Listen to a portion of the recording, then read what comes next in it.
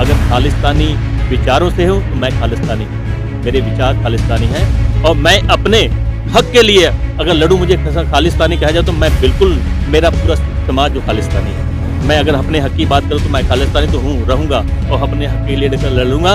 और मेरी ये कौम जो है 2% ही है, 2% ने बता दिया है कि इसका जज्बा क्या है। लेकिन जो हमारे किसान भी जेलों में बंद हैं, उनकी भी जमानत होनी चाहिए थी। और 302 और 307 का मुजरिम है और इसको ऐसे जमानत मिल जा रही है। ये भाजपा गवर्नमेंट में राम रहीम देख लीजिए, Z+ सिक्योरिटी है उसके पास, वो भी मुजरिम है।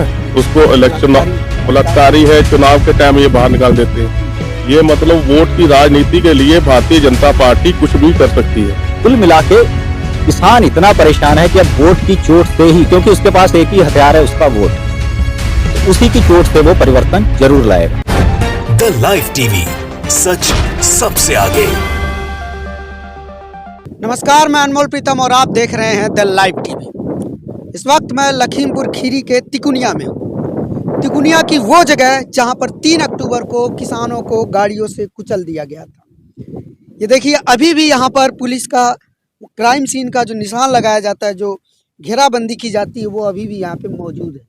ये देखिए, यही वो जगह है जहाँ पे गाड़ी पलटी थी और यही 4 किसानों की मौत हुई थी। एक पत्रकार रमन कश्यप की भी मौत हुई थी। किसान जब इस तरफ से जा रहे थे, ये जो आप देख रहे हैं बाउंड्री, यहाँ पे हेलीकॉप्टर उतरने वाला था केशव प्रसाद मौर्य का। किसानों ने विरोध किया, हेलीकॉप्टर नहीं उतर पाया, तो इस रास्ते से किसान जा रहे थे इस तरफ। और यही पीछे से इस तरफ अजय मिश्रा टेनी का राइस मिल है, जहाँ से उसका बेटा 3 गाड़ियों का काफिला लेकर आता है और किसानों पर तेज रफ्तार में उनको कुचलते हुए निकल जाता है। और ये जो रास्ता दिख रहा है, ये जहाँ गाय चर रही है, इसी रास्ते से वो भागता है। गन्ने के खेत से, खेतों में से भागते हुए फिर अपने राइस मिल पहुंच जाता है। लेकिन आज हम यहाँ क्यों हैं? बड़ा सवाल ये है। आज हम यहाँ इसलिए हैं क्योंकि इस घटना के 143 दिन बाद यहाँ लखीमपुर खीरी में और पूरे उत्तर प्रदेश में चुनाव हो रहा है।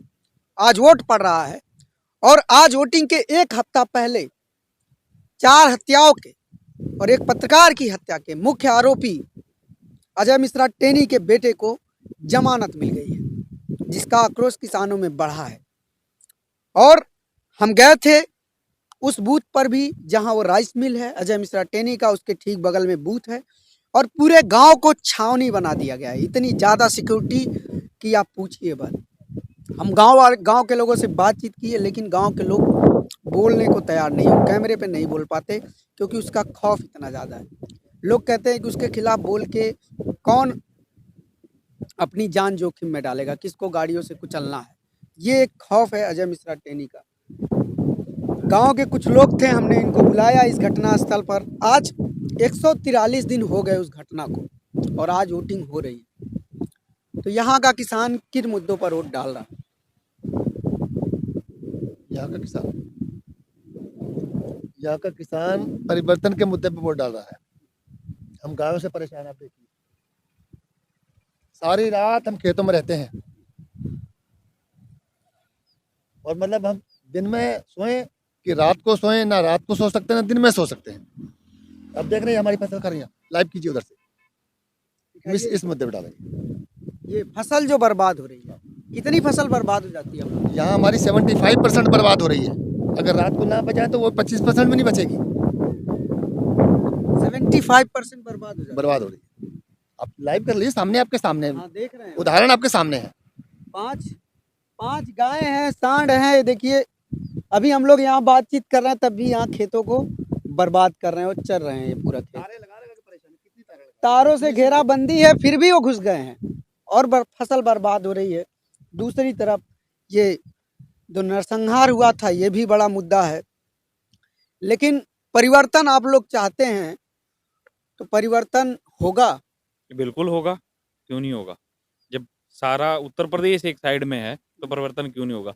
कौन सा वर्ग ऐसा है या कौन सी जाति ऐसी जो इनसे भाजपा से परेशान नहीं है? हर धर्म परेशान है, सबको इन्होंने बिल्कुल रोड पे लाके खड़ा कर दिया है। चाहे वो कोई शिक्षा ले लीजिए, चाहे आप स्वास्थ्य का ले लीजिए, कहीं पर कुछ किया है इन्होंने 5 साल में। आप आए होंगे दिल्ली से, इधर से आपने रोड देखे होंगे। क्या और भी जगह और प्रदेशों में ऐसे रोड हैं जो हमारे उत्तर प्रदेश में है? अगर आपको निकलना हो कहीं जहां आपको 1 घंटा लगेगा वहां 5 घंटे लग रहे हैं। इन्होंने क्या किया है? कुछ नहीं किया है योगी जी ने अभी तक। तो इसलिए परिवर्तन तो होगा ही होगा। लेकिन आशीष मिश्रा को जो जमानत मिली उसको एसकेएम ने उसको सुप्रीम कोर्ट में चैलेंज भी किया है उस जमानत के खिलाफ। आप लोग इस जमानत को कैसे देखते हैं कि ठीक 135 दिन बाद ही इतनी बड़ी घटना के मुख्य दोषी को जमानत मिल जा रही है? देखिए, जो कोर्ट ने डिसीजन लिया है उसका सम्मान है, लेकिन जो हमारे किसान भी जेलों में बंद हैं, उनकी भी जमानत होनी चाहिए थी। और 302 और 307 का मुजरिम है और इसको ऐसे जमानत मिल जा रही है। ये भाजपा गवर्नमेंट में अब राम रहीम देख लीजिए, Z+ सिक्योरिटी है उसके पास, वो भी मुजरिम है। उसको इलेक्शन बलात्कारी है, चुनाव के टाइम ये बाहर निकाल देते हैं। ये मतलब वोट की राजनीति के लिए भारतीय जनता पार्टी कुछ भी कर सकती है, ये सोच लीजिए। इनके पास मुद्दा तो कोई बचा नहीं है। जात पात पे मुद्दा, अयोध्या जो बन रहा है मंदिर उस पे इनका राम मंदिर का मुद्दा है इनके पास।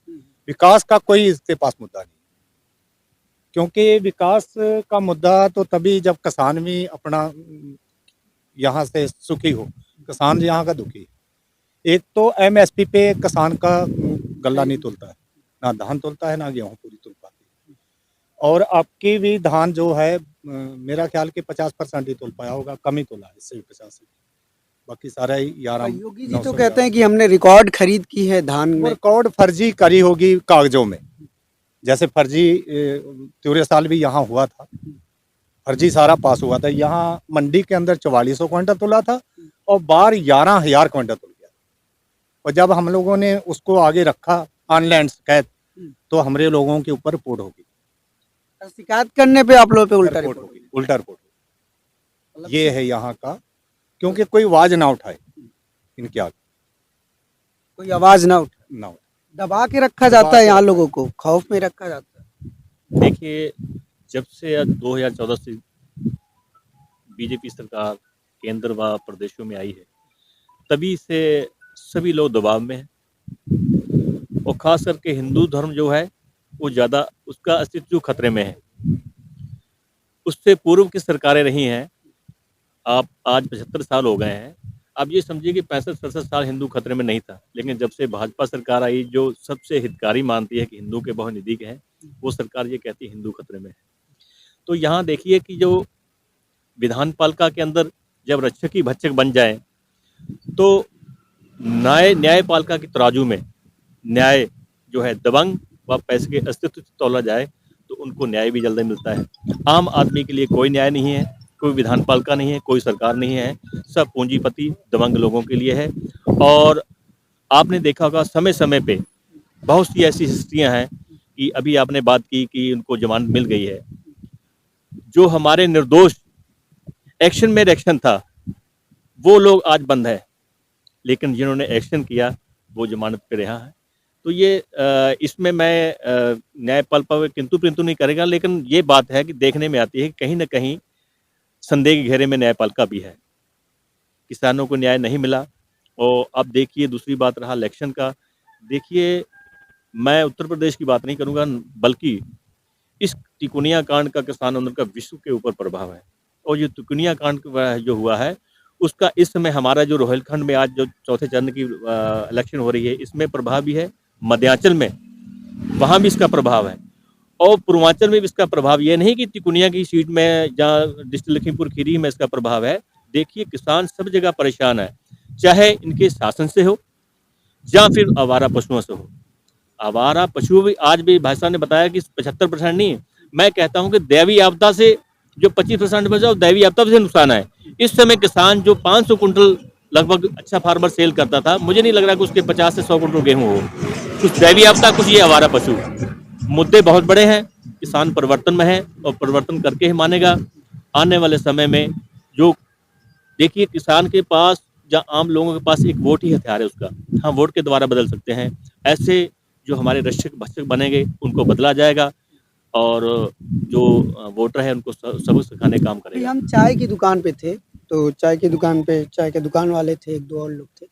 हम उनसे बात कर रहे थे। हमने ये कहा कि हम यहाँ आए हुए हैं, देख रहे हैं हम कि लोग टेनी के खिलाफ नहीं बोल रहे हैं, उनको परेशानी भी है, चीज़ें भी है, लेकिन वो खुल के नहीं बोल रहे हैं। तो वो चाय वाला जो जवाब दिया वो मुझे हिट कर गया। उसने कहा कि देखिए कौन कौन अपनी जान जोखिम में डालेगा, किसको थार से कुचलना है। अब बोले कुछ ना बोलो तब ठीक है, अगर बोल दिए तो निशाने पे आ जाओगे। तो क्या ये खतरा सच में है, ये चीज़ है यहाँ पे? बिल्कुल स्वाभाविक है। उन्होंने जो सच बोला तो मैं बहुत हिम्मत की बात उन्होंने की। हर आदमी देखिए, जो आदमी निर्धन है, अपनी रोजी-रोटी में डेली जो लगा हुआ है, मतलब रोज़ कमाना, रोज़ खाना, अपने लिए डेली कुआँ खोदना, तो ऐसे चक्कर में क्यों पड़ेगा? वो आदमी इन दबंगों से भययुक्त तो है ही। अगर भयभीत ना होते और इस दबंगई ना होती तो 10,000 पब्लिक के अंदर वो थाह लेके घुस जाते। उसके बाद में इनके विधायक बोल रहे हैं कि ये वो खालिस्तानी है। अगर कपड़े पहनने से खालिस्तानी होता है, खालिस्तान हमारे विचार है। खालिस्तान का अभी इनको पता नहीं है, जबकि खालिस्तान का भी राइट है हमें। सुप्रीम कोर्ट ने हमें राइट दिया है कि हम अपने खालिस्तान की मांग कर सकते हैं, लेकिन उसको भी ये गलत ठहराते हैं। कोई कपड़े अगर टी-शर्ट भिंडरावाले के पहन ले तो उसको भी यहाँ खालिस्तानी बताते हैं। तो अभी मैंने जोगेश वर्मा जो सदर के विधायक हैं बोल रहे थे कि टी-शर्ट भिंडरावाले थे। अरे ये वो भिंडरावाले हैं जिन्होंने मुगल शासकों से साथ भी लोहा लिया। 1947 में भी सबसे ज्यादा कुर्बानियां सिखों ने दी हैं। ये वो खालिस्तानी हैं। सबसे ज्यादा जेलें काटी हैं, सबसे ज्यादा काले बन गए वो खालिस्तानी हैं। अगर खालिस्तानी विचारों से हो तो मैं खालिस्तानी हूँ। मेरे विचार खालिस्तानी हैं और मैं अपने हक के लिए अगर लड़ूं, मुझे खालिस्तानी कहा जाए तो मैं बिल्कुल, मेरा पूरा सिख समाज जो खालिस्तानी है। मैं अगर अपने हक की बात करूं तो मैं खालिस्तानी तो हूँ, रहूंगा और अपने हक के लिए लड़ूंगा। और मेरी ये कौम जो है 2% ही है।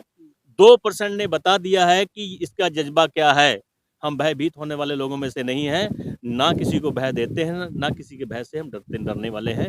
हम कोई भी सरकार तानाशाही रहेगी तो ये समाज जो है हमेशा अग्रणी रहेगा और इन चीज़ों की लड़ता रहेगा। अगर आवाज़ उठाना गुनाह है तो हम गुनाहगार हैं, ये कहना वो चाह रहे हैं। गुनाहगार हम बारंबार करेंगे और आने वाली पुश्तें भी हमारी करती रहेंगी। जुल्म के खिलाफ लड़ना, सरकार के खिलाफ लड़ना, सरकार के गलत नीतियों के खिलाफ लड़ना, इसको मीडिया ने फ्रेम किया कि ये देश विरोधी काम है।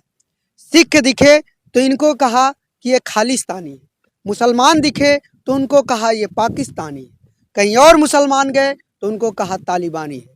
तो ये मीडिया और बीजेपी के जो नेताओं के भाषण आते हैं, जो उनकी टिप्पणी आती है, वो लगातार विरोध को इस तरह से दबाने की कोशिश करती है। लेकिन जनता भी अब कमर कस चुकी है कि तुम हमें जो मन में आए वो कह लो, तुम्हें जो उपमा देना है हमें दे दो, लेकिन अगर विरोध करना, न्याय के खिलाफ बोलना गलत है तो हमें तुम गलत कह दो, अगर गुनाह है तो हमें गुनाहगार कह दो। लेकिन जनता देख रही है, अदालतें देख रही हैं, मीडिया देख रही है और ये फैसला होगा। क्या वोट की चोट करेंगे किसान इस बार? बिल्कुल करेंगे, बिल्कुल करेंगे, वोट की चोट होगी बिल्कुल होगी। और आप लोगों को भरोसा है कि परिवर्तन होगा? जी बिल्कुल होगा, क्योंकि जैसा आपने देखा ही है कि गाय भी चर रही है। तो लोगों को बहुत विश्वास था जब मोदी जी ने 2014 में आए और उन्होंने अपनी भाषण रैलियों में बहुत कुछ वादे किए, तो वो वादों पर पूरा नहीं उतर पाए। तो उस समय मेरे को याद है कि 370-380 पर एक गैस सिलेंडर होता था, जो एक आम आदमी अपनी रोजी से बहुत आराम से उसको ले सकता था। जब उन्होंने कमल का बटन दबा के 2014 में भाजपा को लाए तो वो सिलेंडर एकदम से उछलकर आज 1000 रुपए के करीब पहुंच चुका है। तो इन सबसे बहुत परेशान हुआ पड़ा है किसान। महंगाई, जी महंगाई भी हो गई है और जो खाद उसका प्राइस है 266 रुपए यूरिया का, उसे हम लेते हैं 350, 380, 400 मनमाने रेटों पर। तो काला बाजारी भी बहुत ज़्यादा बढ़ चुकी है। जी कुल मिला के किसान इतना परेशान है कि अब वोट की चोट से ही, क्योंकि उसके पास एक ही हथियार है उसका वोट, तो उसी की चोट से वो परिवर्तन जरूर लाएगा। चलिए, लखीमपुर खीरी का ये जो मुद्दा हुआ था, जो ये कांड हुआ था, इसने पूरे देश क्या पूरे दुनिया के लोगों को हिला दिया था। और उत्तर प्रदेश चुनाव हम भी कवर कर रहे हैं, पहले चरण से लेके अब तक